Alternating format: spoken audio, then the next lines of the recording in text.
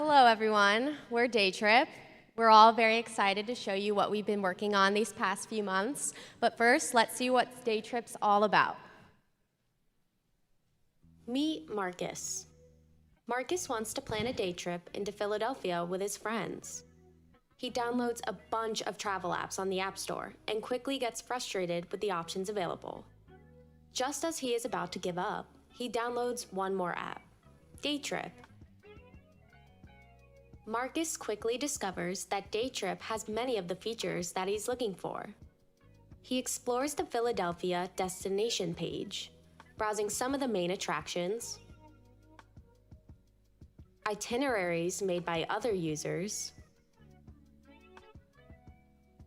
and events going on in the city.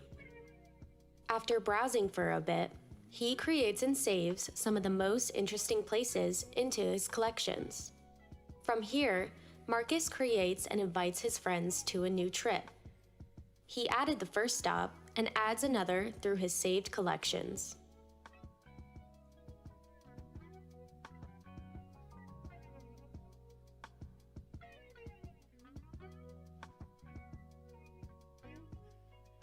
He sees that his friends also add some suggestions, which he browses over and adds to the itinerary.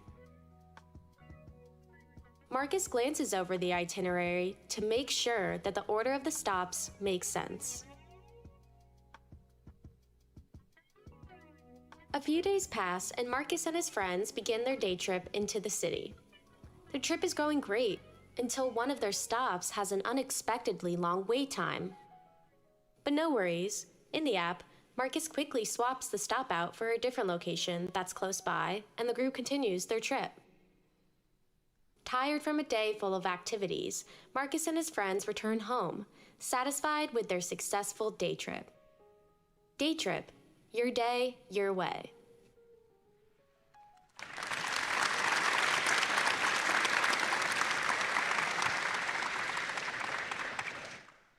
That was a quick preview of our app, Daytrip. We're now gonna go over how exactly we built our app, but first let's introduce our team. I'm Molyna, project manager and also UX designer. I'm Megan, UX designer. I'm Ty, UX designer. I'm Allie, the UX researcher. Front-end developer. I'm Kyle, front-end developer. I'm Andrew, back-end developer. So the idea for Daytrip was really born out of a frustration with the current options available for travel apps. Many of these apps have too many features, making them difficult to use, or they're trying to sell you an airline ticket instead of actually helping you plan a trip. So based on our competitors and research, we found that we had three main opportunities to separate us from the rest. To focus on group planning by creating collaborative trip planning tools for groups. To simplify the UI by creating a streamlined path for trip creation and editing, as well as to improve choices by offering expansive features to not hold back our users. In order to bring this idea to life, we went through multiple methods of research, including user surveys for initial discovery work, user interviews to get a better understanding of how users approach and plan their day trips, and multiple rounds of usability testing to further refine our design concepts and prototypes. Through our research, we discovered our users' planning behaviors through their travel preferences and how they plan their trips. With this, we found that people are often traveling in groups. The day trip is usually planned around one central activity, and there's typically one person in charge for organizing the plan and communication. And the biggest thing is that the current planning process is often difficult and tedious due to the fragmented ways in which people collect information and organize their trips. We found that our users mainly fell into three main types of planners. First, we have the organizer, who always stays on top schedule. Next, we have the collaborator, who's always planning with their friends. And lastly, we have the explorer, who always goes with the flow. To begin our designs, first we created low-fidelity screens.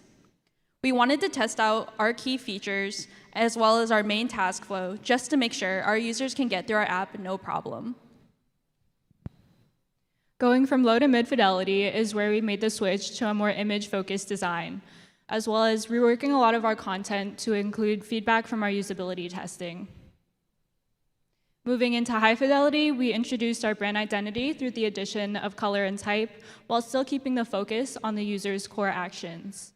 Here, we also work through the itinerary page to include more around collaboration. The group suggestions feature went through a fair amount of iteration throughout the project. We had initially called it suggestions and had it directly on the itinerary page. However, this confused our users as they weren't sure if these suggestions were provided directly from the app or if it was provided by your friends on the group trip.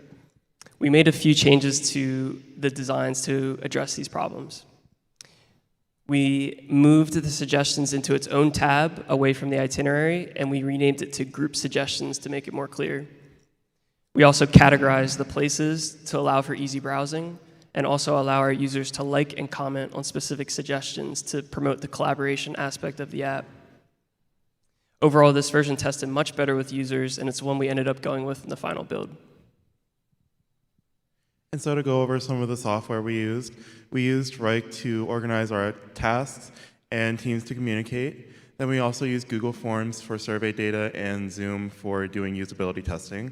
And then for designing, we used Figma, which opened us up to using Figma Dev, which was something new for our team.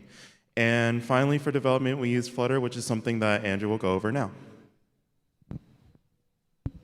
Thanks. To develop Daytrip, we used Dart and Flutter to develop a cross-platform application from one code base. We then developed our component library to house our components in GitHub, and we set GitHub up to handle our automatic builds. And then we connected our backend with Google Maps APIs to pull in routing and destination details. So that's how we created Daytrip. Thanks for listening, and you can find our table at the expo to try out our app today.